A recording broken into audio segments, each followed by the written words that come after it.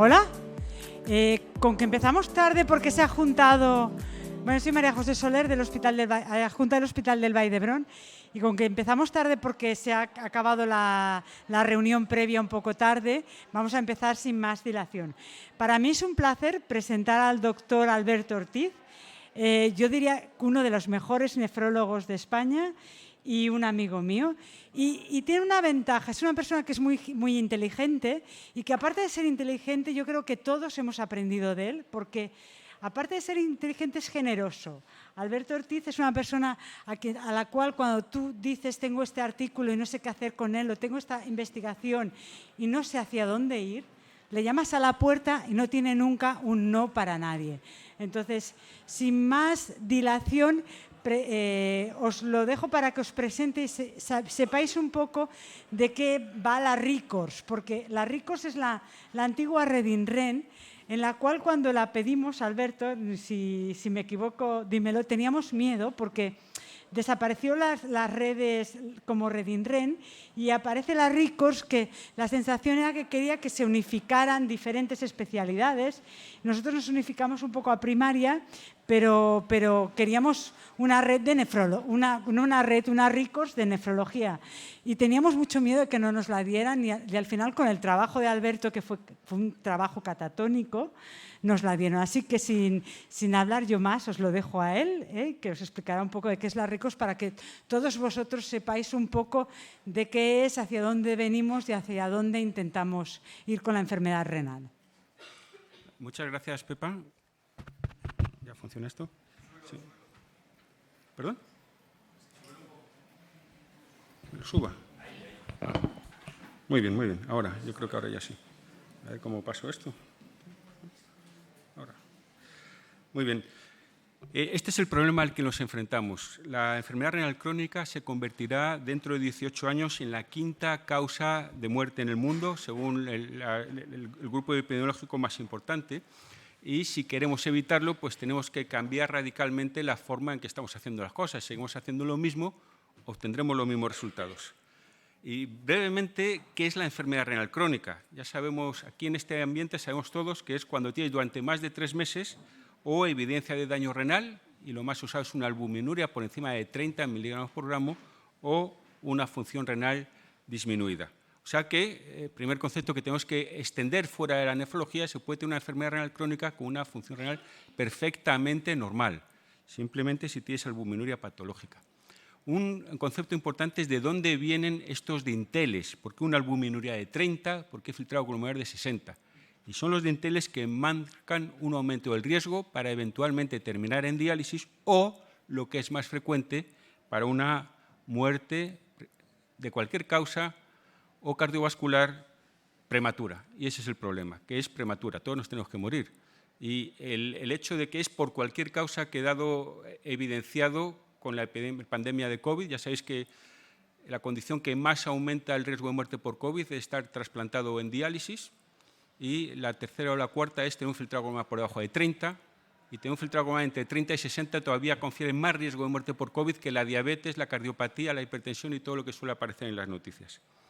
Eso quiere decir que cuando a alguien decimos tiene usted una enfermedad renal crónica, y nos suele salir algo como sí, ya sabía yo que me dolía la espalda, en realidad lo que estamos diciendo es, para la rifa de estar muerto dentro de 12 meses, tiene usted entre 2 y 7 papeletas. Y además, con las intervenciones terapéuticas actuales, una vez que hemos hecho el diagnóstico, le podemos quitar 1 o 2 papeletas de las 7, pero sigue con 5. Eso es uno de los temas que yo creo que va a revolucionar la nefrología en los próximos años, que va a ser la prevención primaria de la enfermedad renal crónica. Estos son los desenlaces de las personas con enfermedad renal crónica.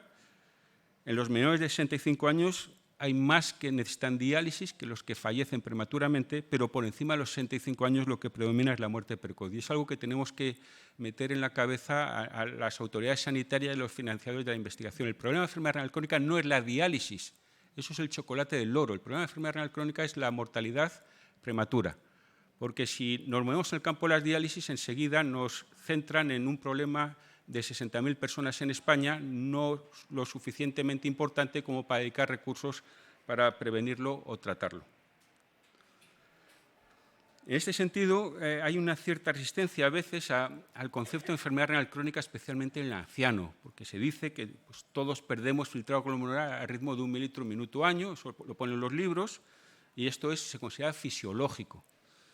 Y, por lo tanto, no hay que preocuparse.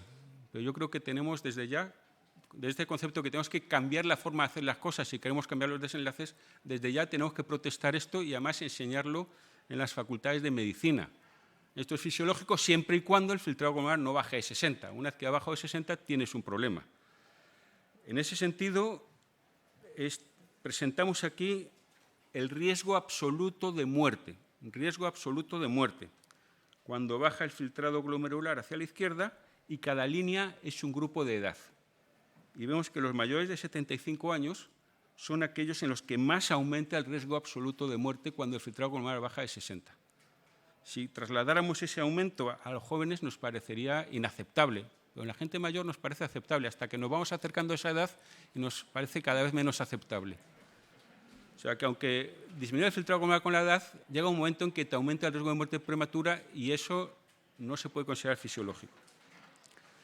En este sentido ha salido hace unos meses, el mes pasado, este artículo, que es muy interesante porque ilustra parte del concepto. Esto Juan Jesús Carrero me llamó la atención sobre él el otro día en el webinar de la EDTA. Esto es medida del filtrado glomerular, no es estimación, es medida, es filtrado glomerular real, medido, en gente sana. O sea, se quitaron todos aquellos que tenían cualquier otra condición que pudiera impactar en el filtrado glomerular. Y vemos que en realidad más que 1.0 es algo menos hasta cierta edad. Y en los varones se aprecia un cambio claro de pendiente, desde menos de 0,06 al año hasta entre 2 y 3 veces más entre los 60 y los 65 años. ¿Es eso fisiológico?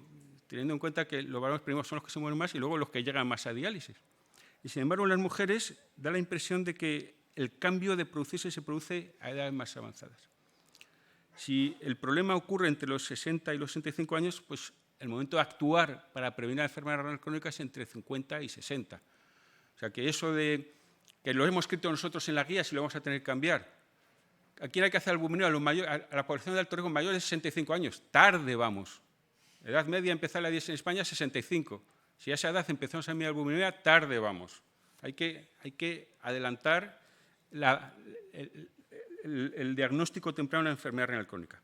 Porque en ese sentido la albuminuria, dicen, no, con esa edad, una albuminuria de 40, eso es lo de menos. Pues aquí está la misma gráfica antes, riesgo absoluto de muerte, albuminuria aumenta hacia la derecha, en rojo los mayores de 75 años y ahí está el 30. Una albuminuria fisiológica es en torno a 1, 2, 3, 4, 5. 30 es 6 veces más. Está en 30 pues porque en algún momento se tuvo que poner el punto de corte, pero el riesgo empieza mucho antes. O sea que interesa detectar albuminuria y tratarla mucho antes. En ese sentido, yo creo que los cardiólogos nos llegan ventaja. Estas son las guías de los cardiólogos del año pasado, prevención de la enfermedad cardiovascular, A, B, C, D y E. A, albuminuria. O sea, tú no puedes prevenir adecuadamente la enfermedad cardiovascular en nadie si no eres capaz de asignarle a uno de los grupos de riesgo que incluyen la enfermedad renal crónica. O sea, albuminuria, blood pressure, colesterol, diabetes, o sea, la glucemia y filtrado glomerular estimado. Y eso sugieren que hay que hacerlo a partir de los 40 años en varones y a partir de los 50 años en mujeres. Entonces, esta es la situación y ¿cuál es el impacto, el problema de la enfermedad renal crónica en España? Pues hace 10 años se estimaba que 1 de cada 10 adultos tenía enfermedad renal crónica, más recientemente se estima 1 de cada 6 y vamos a ir a peor. Esta es un resumen de datos del impacto de la enfermedad renal crónica que pusimos cuando pedimos la RECORS 2040 y que hemos publicado, como sabéis, en Clinical Kidney Journal y en nefrología. Y esta diapositiva está a vuestra disposición, esta o parte de esta, porque yo creo que tenemos que enseñarlo cuanto más mejor. Tenemos que educar a las autoridades sanitarias y a los otros especialistas. Si no hacemos nada, la enfermedad renal crónica será la segunda causa de muerte en España antes de 2100 y los españoles del 2100 están naciendo ya. Un país con una esperanza de vida de 80 y tantos años ya han nacido los españoles del 2100. Se estima que, según 1 de cada 4 españoles tendrá enfermedad renal crónica en ese momento, habrá entre 250.000 y 1 millón de españoles en diálisis o trasplante, y algo que solemos olvidar, porque en este país se dializa todo el que necesita y trasplantamos mucho. Pero una persona de 20 años en diálisis tiene una esperanza de vida 40 años menor que una persona de 20 años que no está en diálisis. O sea, la diálisis le evita la muerte inmediata, pero no le soluciona el problema de que solo está sustituyendo una de múltiples funciones de los riñones. Y cuando es un paciente que está trasplantado son 15 años menos de vida. Eso es algo que yo creo que está fuera de la mente de las autoridades sanitarias. En cuanto a coste, la enfermedad renal crónica cuesta mucho más que otras a nivel de toda Europa, más que, por ejemplo, la diabetes. Entonces, estos son los dos trabajos que hemos publicado con estos antecedentes, con la idea de educar a las autoridades sanitarias, educar a los financiadores de la investigación, y yo creo que debemos citarlos siempre en el preámbulo de artículos, de solicitudes de financiación, etcétera.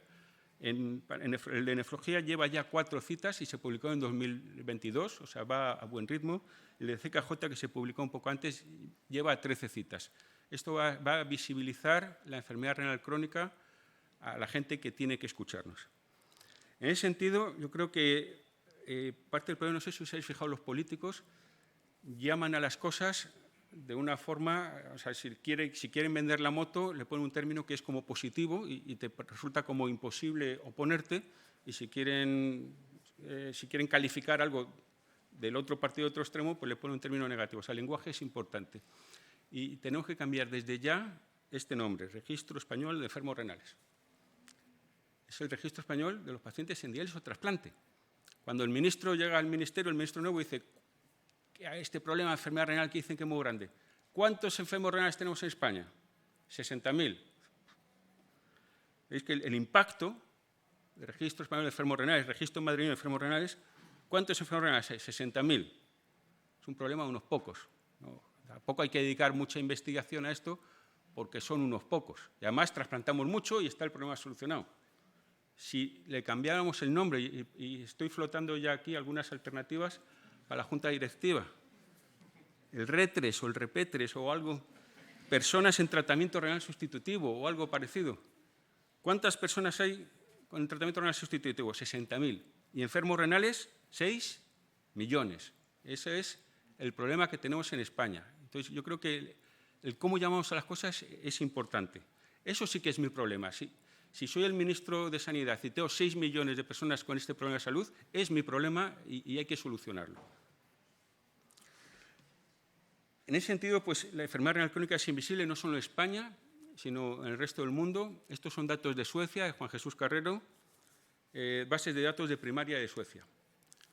Estudió, creo que no está aquí en la diapositiva, como 200.000 personas con enfermedad renal crónica basado en filtrado glomerular bajo 2 veces separado 3 meses. O sea, una enfermedad renal crónica pata negra.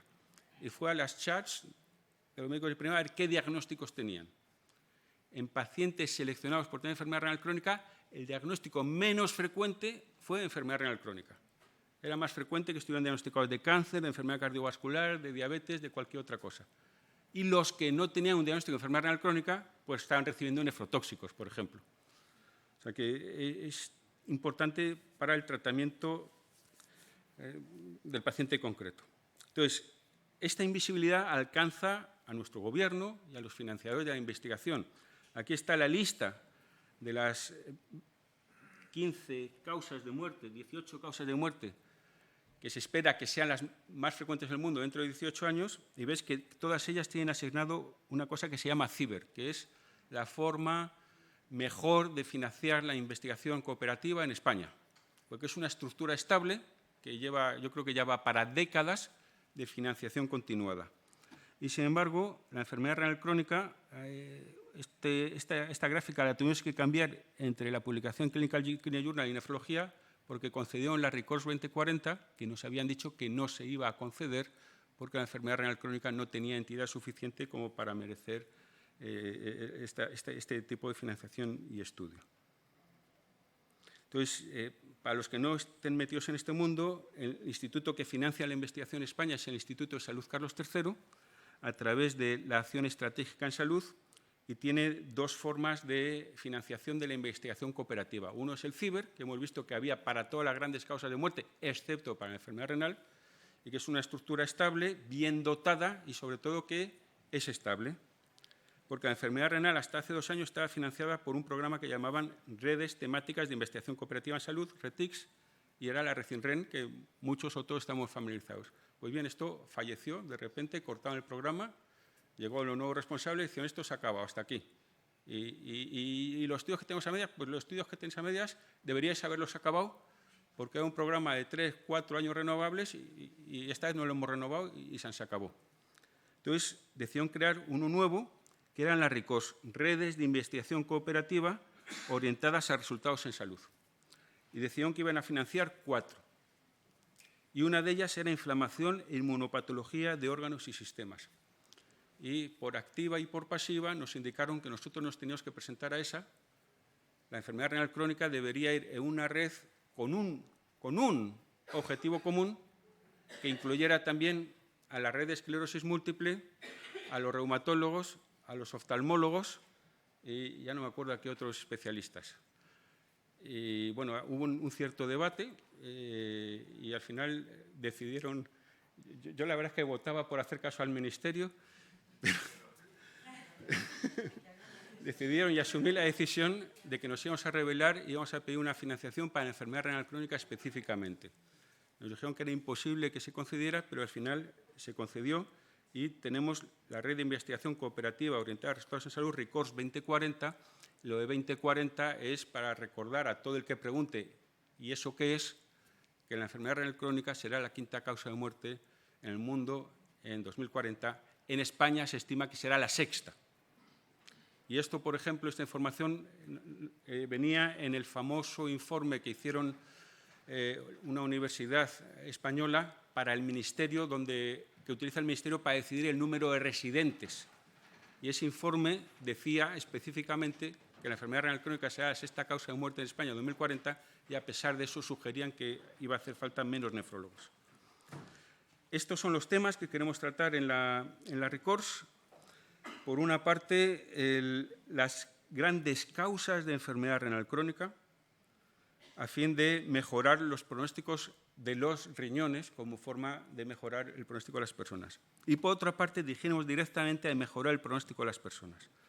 Entonces, en riñones nativos se va a abordar la enfermedad renal diabética, la enfermedad glomerular, las enfermedades genéticas y el envejecimiento renal acelerado, porque pensamos que es algo que existe. Pensamos que la mayor parte de la gente de cierta edad que empieza diálisis no sabemos por qué, y a lo mejor es que no tiene nada especial, simplemente que sus riñones estaban programados para durar 80 años en vez de 120, o que dentro de esa predisposición a durar 80 años, pues el ambiente influyó para que duraran 70.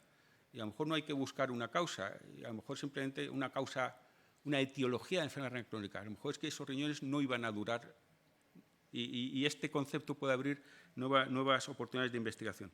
Y luego, a nivel de los injertos renales, la nefropatía crónica del injerto.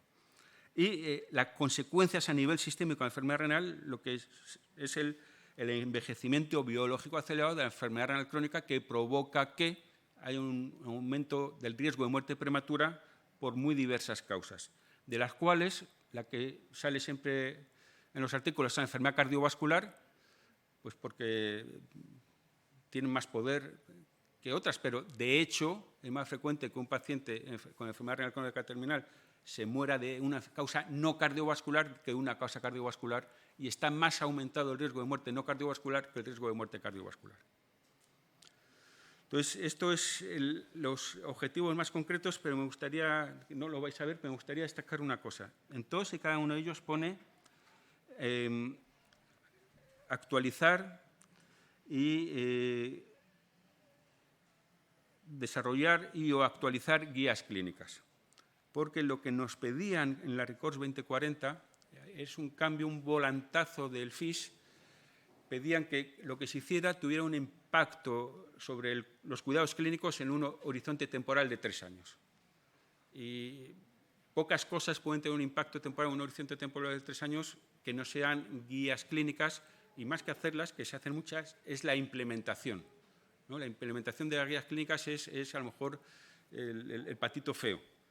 De hecho, en Suecia no están diagnosticados la enfermedad renal crónica a pesar de que hay una guía clínica de hace 10 años que dice cómo y cuándo hay que diagnosticarla.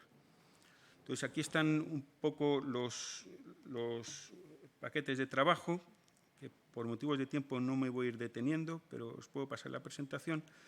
Y destacar, por ejemplo, que la guía clínica de nefritis lúpica que ha hecho Glosen está integrada dentro de RECORST 2040 y que han reconocido la ayuda de RECORST 2040. Entonces, se trata de favorecer el desarrollo de guías, pero lo que es más importante, irlas mejorando. O sea, la idea es, una vez que hay una guía, participar el grupo de trabajo que se cree en...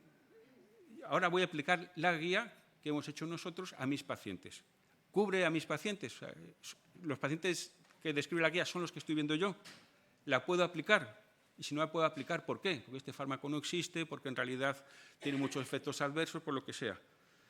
¿Cuáles son los resultados de aplicar las guías? ¿Qué modificaría en base a la experiencia en suplementación clínica? Yo creo que este tipo de programas vamos a implementar todas las guías de una forma programada y recogiendo los datos, vamos a ver a qué nos enfrentamos, qué problemas encontramos y vamos a ver entonces cómo tenemos que cambiar las guías. En este aspecto también llegamos a un acuerdo con KDIGO, o sea, pedimos permiso a KDIGO o les propusimos traducir las guías, los documentos ejecutivos de las guías KDIGO, para que puedan figurar, junto con los autores de la traducción, en la página web de KDIGO, que como veis tienen algunas guías en chino, aquí creo que están rusos y idiomas parecidos, en turco, creo que en chino hay también algunas, pero no están en español. Entonces, para eso pedimos voluntarios. En la Fundación tenemos un borrador avanzado de las guías de glomerulares, pero están apareciendo guías a un ritmo bastante alto y deberíamos traducirlas, hablar a lo mejor con la revista Nefrología para publicarlas ahí. KDIGO nos ha dicho que son publicables en los idiomas originales como forma de extender la información y favorecer la implementación. KDIGO está ahora muy preocupado por hacer guías, pero sobre todo por la implementación. Ven que hay un agujero en implementar las guías. No sé por qué esto avanza. Algunas preguntas para las personas que estén menos familiarizadas. ¿Qué relación hay entre RECORST 2040 y SENEFRO y sus grupos de trabajo? Es una relación de colaboración y de aporte de recursos. O sea, RECORST 2040 ha conseguido recursos que pueden favorecer el funcionamiento de grupos de trabajo. Hay algunos grupos de trabajo que están representados tal cuales, como puede ser Glosen y el grupo de trabajo de diabetes. ¿Puede mi servicio formar parte de RECORST 2040? Bueno, pues de eso no depende de nosotros, eso depende del ISCI. Ellos tienen una serie de criterios de los grupos que aplicamos, algunos fue aprobado por el ISCI la participación y otros no, y la forma de participar sería si hay una convocatoria específica del ISCI para nuevos grupos, que no sabemos si va a haber. ¿Puede mi servicio colaborar con RECORST? Por supuesto. O sea, la idea sería que esta implementación de las guías tenga lugar a nivel nacional y con una representación lo más amplia posible de tipos de práctica y regiones. ¿Puedo yo formar parte de RECORST 2040? Esto sería posible integrándose en alguno de los grupos que ya están en RECORST 2040 y siguiendo las reglas del ISCI para admitir personas que en este momento no sé cuáles son, porque además las actualizan periódicamente. ¿Puedo yo colaborar con RECORST 2040? Por supuesto. Por ejemplo, necesitamos voluntarios para traducir las guías. Tiene que ser un equipo, tiene que haber alguien que la traduzca, de hecho, la primera traducción, y otros que valoren a ver si esa traducción, A, refleja lo que ponen las guías, y B, está hecho un castellano que se entienda, o, yendo más allá, si ese lenguaje se va a entender en Latinoamérica. Entonces, para dudas, cuestiones, etcétera, tenemos este email donde además nos podéis pedir diapositivas de estas que hay del impacto de la enfermedad renal crónica para usar en vuestras presentaciones. Y ya para finalizar, pues presentaos a RECORST 2040 y que además de proyectos de investigación individuales que han propuesto los grupos, el gran énfasis es en aumentar el awareness de la enfermedad renal crónica e implementar las guías para poder mejorarlas y eventualmente diseñar y participar en ensayos clínicos pragmáticos. Muchas gracias por la atención.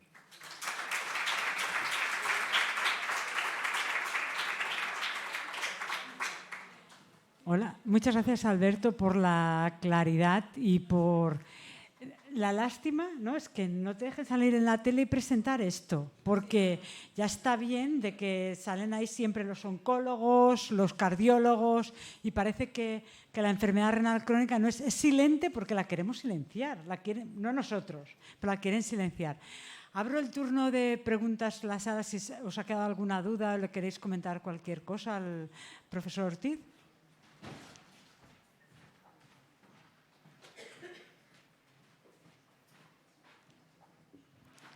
Buenas tardes, Alberto, y gracias por esta presentación, que se extienda esto, como has dicho, por lo menos a todos los miembros de la SEM. Quizás de lo que has dicho llevas razón, pero la culpa la hemos tenido los nefrólogos. Los nefrólogos, uno que ya lleva tiempo, siempre hemos enfocado la diálisis, después el trasplante, y ya estaba todo solucionado. Claro, pero es que esos recursos, tú llegas después y te dicen, no, es que eso está consumiendo el 2% del gasto sanitario de España para 60.000 pacientes. Si pides algo más, dice que ¿dónde vamos? Ese es el tema que tenemos ahora. Que tú, en un servicio de hemodiálisis como el nuestro, trasplante y todo, tú pides para implementar consultas monográficas de determinadas cosas que vayan con este tema de guía y todo, y te dicen que no hay espacio, no hay gente y tal. Porque te achacan siempre que tú estás gastando 8 millones de euros en diálisis y trasplante.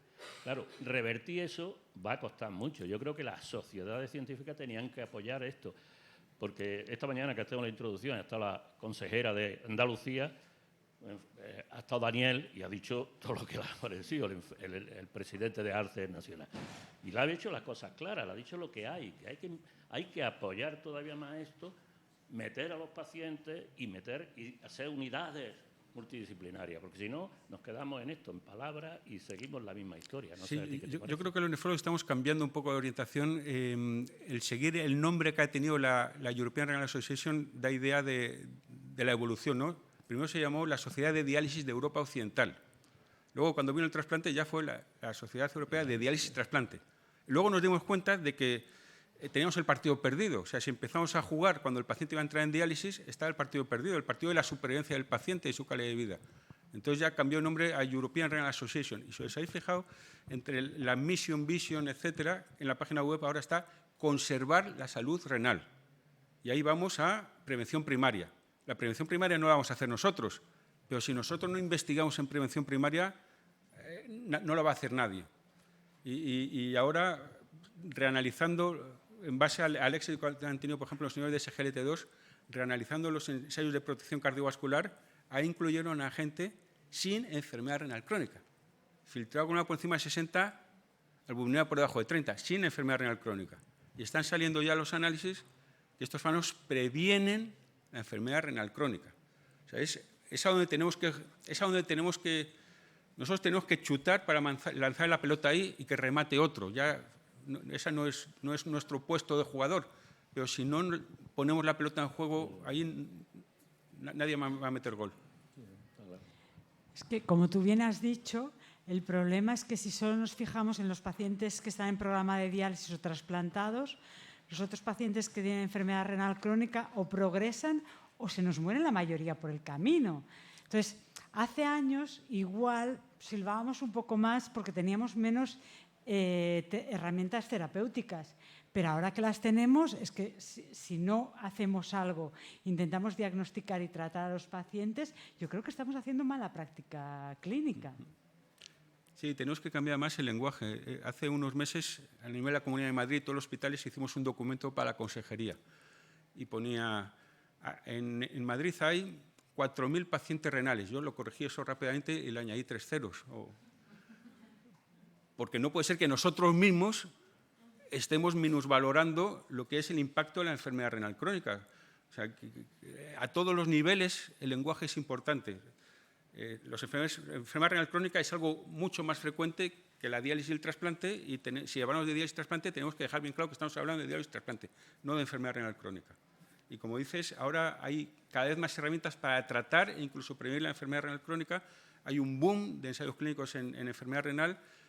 220-230 es la década del riñón en Estados Unidos y en España, y esto viene Estados Unidos. O sea, el gran impulso a la enfermedad renal crónica se ha dado en Estados Unidos. No sé si sabéis la intrahistoria. El ministro de Sanidad de Trump, su padre está en diálisis y entonces puso la enfermedad renal crónica dentro de la agenda de investigación del NIH.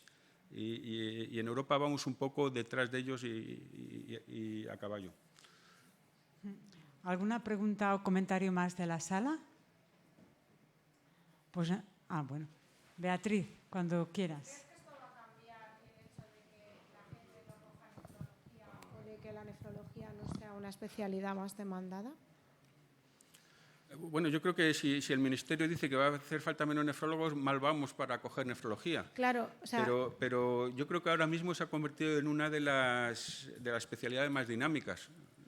O sea, pero esto nos pasó porque este año nos reunimos en la Junta Directiva con unas personas que hicieron un documento de consenso diciendo que se necesitaban menos nefrólogos, sin haber hecho un estudio de base correcto y adecuado. Dijeron que se necesitaban menos nefrólogos. Entonces tuvimos una reunión en la Junta Directiva con ellas y les dijimos que por favor se retractaran porque eso no es verdad.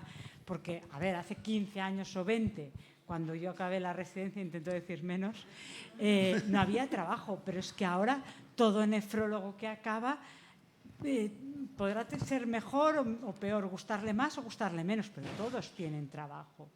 Y realmente que gente que no está formada y que no se ha informado correctamente vaya publicando estos documentos nos hacen daño. Entonces intentamos frenarlo. No sé si se acabó bien de frenar, pero se intentó frenar esa idea que no era real, que no es real. Sí, o sea, en el documento ponía que la enfermedad renal crónica sería la sexta causa de muerte en España en 2040, pero al parecer quien decide cuántos nefrólogos van a necesitarse o no son los otorrinos, los oftalmólogos. O sea, preguntan a todo tipo de especialistas por cuántos especialistas de las otras especialidades creen que necesitan.